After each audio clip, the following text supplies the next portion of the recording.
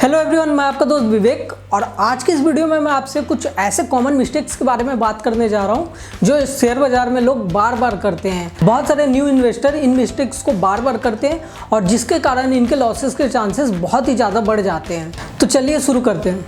बहुत सारे लोग क्वालिटी के बजाय क्वांटिटी पे फोकस करते हैं और वो पेनी स्टॉक्स में इन्वेस्टमेंट करते हैं। पेनी स्टॉक्स ऐसे स्टॉक्स होते हैं जिनकी मार्केट में प्राइसिंग बहुत ही कम होती है। अगर आप देखेंगे रिलायंस इंडस्ट्री के शेयर तो 2200 रुपये के आसपास आते हैं, वहीं अगर आप वोडाफोन आइडिया के शेयर देखेंगे तो ये 6 रुपये के आसपास आते हैं। तो बहुत सारे इन्वेस्टर ऐसा सोचते हैं कि 2200 रुपये में एक शेयर लेने के बजाय वोडाफोन आइडिया में 350 शेयर्स को ले लिया जाए। आज के डेट में वोडाफोन आइडिया के शेयर 6 रुपये के आसपास चल रहा है। कल के डेट में इसकी प्राइसिंग अगर 12 से 20 रुपये भी आती है तो आपके पैसे बहुत ही जल्दी डबल हो जाते हैं। बट रियलिटी में ऐसा नहीं होता है। स्टॉक मार्केट में सारी ही चीज़ें परसेंटेज बेसिस पे काम करती है। आपको लॉस हो या प्रॉफिट हो, दोनों परसेंटेज पे डिपेंड करेगा और दोनों की वैल्यू सेम निकल के आएगी। अगर आपने 2200 रुपये इन्वेस्टमेंट किए हुए हैं रिलायंस इंडस्ट्री के एक शेयर खरीदने में, वहीं आपने 2200 रुपये वोडाफोन आइडिया के शेयर लेने में इन्वेस्टमेंट किए हुए हैं, अगर दोनों में 10% का प्रॉफिट होता है या लॉस होता है तो दोनों की वैल्यू आपके सामने सेम निकल के आएगी। बट अगर हम रिलायंस इंडस्ट्री की शेयर्स की क्वालिटी देखें तो ये वोडाफोन आइडिया से बहुत ही अच्छा है। रिलायंस इंडस्ट्री एक प्रॉफिटेबल कंपनी है। इन्होंने रेगुलरली अपने इन्वेस्टर अच्छा रिटर्न दिया हुआ है। इन्होंने मार्केट में अच्छे परफॉर्म किए हुए हैं और कंपाउंडिंग में इन्होंने बहुत ही अच्छा रिटर्न पब्लिक को दिया हुआ है। अगर आप वहीं वोडाफोन आइडिया के शेयर्स को देखें तो ये लगातार लॉस मेकिंग कंपनी है। इन्होंने मार्केट में सालों से लॉस किया हुआ है और इन्होंने बहुत सारे इन्वेस्टर्स के बहुत सारे पैसे डुबोए हुए हैं। कभी भी अगर आप स्टॉक्स में इन्वेस्टमेंट कर रहे हैं तो इन बातों का हमेशा ध्यान रखें कि आपको क्वांटिटी के बजाय क्वालिटी पे फोकस करना है। अगर स्टॉक्स की क्वालिटी अच्छी होगी, ट्रैक रिकॉर्ड अगर बहुत ही अच्छी होगी तो इसके ज़्यादा चांसेस है कि आपको इन फ्यूचर अच्छा रिटर्न मिल पाए। बट वहीं अगर आप लोगों ने पेनी स्टॉक्स में इन्वेस्टमेंट किया हुआ है जिन्होंने लगातार लॉसेस बुक किए हुए हैं तो इसमें ज़्यादा चांसेस है कि आपके पैसे और कम हो जाए। बहुत सारे इन्वेस्टर इंट्राडे ट्रेड्स के पीछे फंस जाते हैं। इंट्राडे ट्रेड्स ऐसे ट्रेड्स होते हैं कि आज आपने कुछ स्टॉक्स को बुक किए और कुछ अमाउंट हाई पे उसे आज ही के दिन आप लोगों ने सेल कर दी हुई है। इसमें जो भी बैलेंस आपके होंगे वो आपके प्रॉफिट होंगे या लॉसेस होंगे। इंट्राडे ट्रेड्स के लिए आपको एक्सपीरियंस की बहुत ही ज़रूरत पड़ती है। इंट्राडे ट्रेड्स में आपके लॉसेस के चांसेस बहुत ही ज़्यादा होते हैं। बहुत सारे इन्वेस्टर ऐसा सोचते हैं कि अगर वो 50,000 के साथ ट्रेड कर रहे हैं, 2 से 5% का भी प्रॉफिट उन्होंने रोज़ बुक कर लिया तो एक बहुत ही अच्छा रिटर्न होगा। अगर उन्होंने 30 डेज तक रोज़ सेम चीज़ों को किया हुआ है तो उनके पैसे 30 to 40% एक महीने में ही बढ़ जाएंगे। बट रियलिटी में ऐसा नहीं होता है। इंट्राडे ट्रेड करने के लिए आपको बहुत ही एक्सपीरियंस की ज़रूरत पड़ती है। इसमें बहुत ही कम चांसेस है कि आप ज़्यादा से ज़्यादा प्रॉफिट बना पाए। अगर आप इन्वेस्टमेंट में बहुत ही न्यू है तो इंट्राडे में 0% चांसेस है कि आप प्रॉफिट हमेशा बुक कर पाएँ। आप इसमें देखेंगे कि अगर आप लोगों ने एक महीने में ट्रेड किया हुआ है तो आप लोगों ने जितने पैसे मार्केट से निकाले नहीं है उससे ज़्यादा अमाउंट आप लोगों ने मार्केट में लॉसेस कर दिया है। तो स्टार्टिंग स्टेज में हमेशा इंट्राडे ट्रेड से दूर रहें और इससे ज़्यादा दूरी आप बना के रखें ताकि आपके पैसे बहुत ही कम लॉस हो।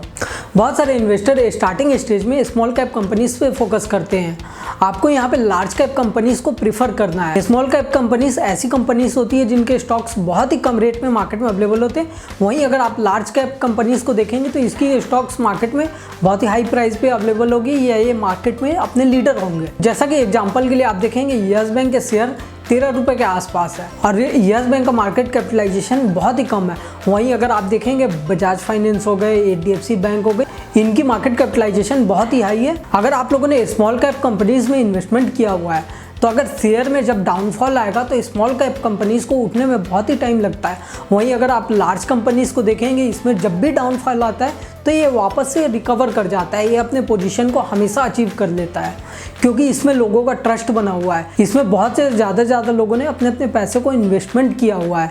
इसमें बहुत सारे लोगों के बहुत पैसे लगे हुए हैं। तो लार्ज कैप कंपनीज ऐसी कंपनीज होती है जब भी मार्केट में डाउनफॉल आने पे गिरती है तो ये वापस अपने पोजीशन को रिकवर कर जाती है। तो स्टार्टिंग स्टेज में आप लोगों को हमेशा ध्यान में रखना है कि आप ज़्यादा से ज़्यादा लार्ज कैप कंपनीज में इन्वेस्टमेंट करें क्योंकि लार्ज कैप कंपनीज में डाउनफॉल और लॉसेस के चांसेस बहुत ही कम हो जाते हैं। अगर आप लोगों ने लार्ज कैप कंपनीज में लंबे समय के लिए इन्वेस्टमेंट किया हुआ है तो इसमें बहुत ही कम चांसेस है लॉसेस देखना पड़े। वहीं अगर आप लोगों ने स्मॉल कैप कंपनीज में इन्वेस्टमेंट किया हुआ है तो इसमें ज़्यादा चांसेस है कि आपको लॉसेस हो जाए। हमेशा इस बात को अपने ध्यान में रखें कि अगर आप स्टार्टिंग स्टेज पे तो अपना ज़्यादा इन्वेस्टमेंट आप लार्ज कैप कंपनीज के पीछे ही करें।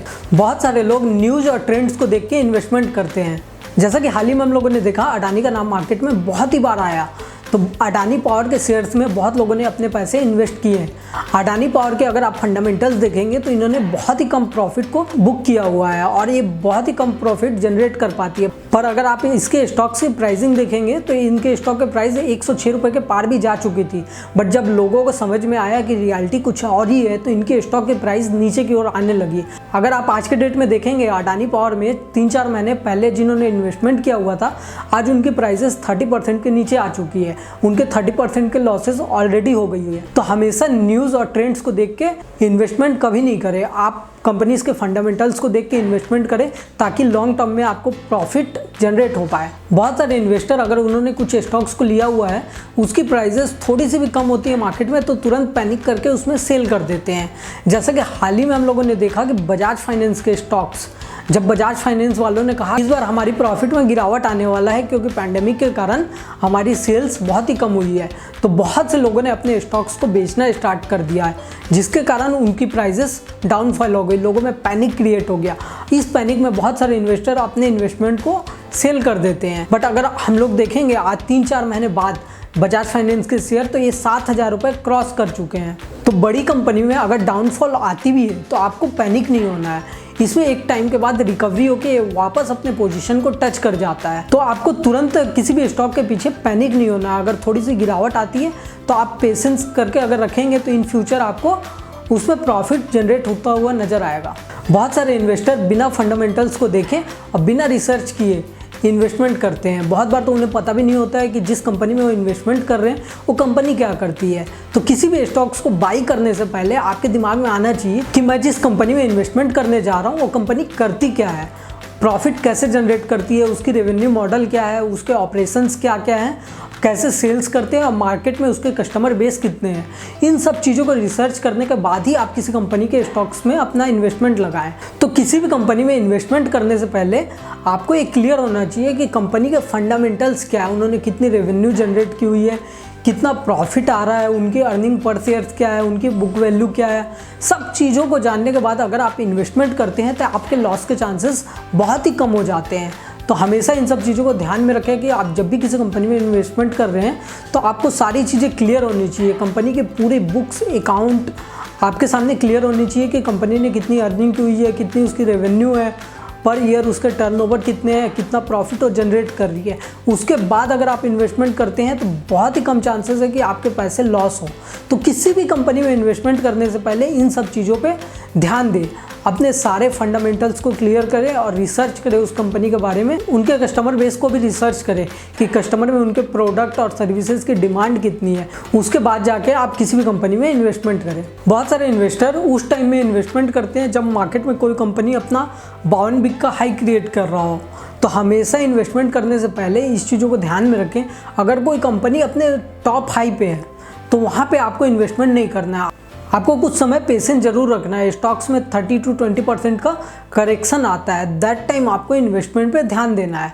अगर आप लोगों ने हायर अमाउंट पे इन्वेस्टमेंट की हुई है तो बहुत ज़्यादा चांसेस है कि आपको करेक्शन देखने मिले, और जब करेक्शन होंगे तब आपको पैनिक क्रिएट होगा, आप स्टॉक्स को बेच के निकल जाएंगे, आपको लॉसेस देखना पड़ सकता है। अगर आप लोग लॉन्ग टर्म में इन्वेस्टमेंट कर रहे हैं तो आपको छोटी छोटी गिरावट से पैनिक होने की भी ज़रूरत नहीं है। अगर आप लोगों ने शॉर्ट टाइम के लिए इन्वेस्टमेंट किया हुआ है 1 से 2 साल के लिए, तो हमेशा इस बात का ध्यान रखें कि स्टॉक्स को आप तब खरीदें जब वो अपने 52 वीक हाई से 30% नीचे गिरा हो, ना कि वो अपने 52 वीक हाई को बना रहा हो।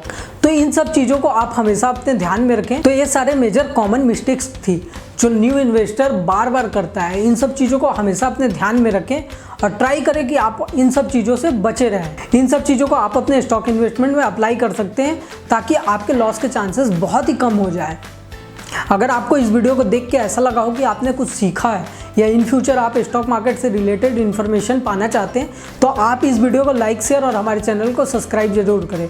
इस वीडियो को देखने के लिए आप सभी का धन्यवाद।